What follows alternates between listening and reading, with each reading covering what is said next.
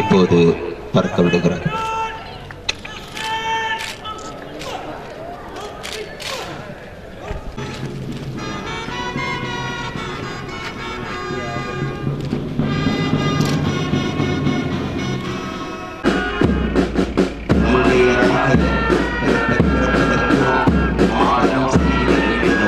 மதிப்புமிக்க மாவட்ட ஆட்சித்தலைவர் அவர்களும் மரியாதைக்குரிய மாவட்ட காவல் தொடர்ந்து இரண்டாவது பிளட்டூன் கமாண்டர் உதவி ஆய்வாளர் திருமதி கிருத்திகா அவர்கள் தலைமையில் அணிவகுப்பு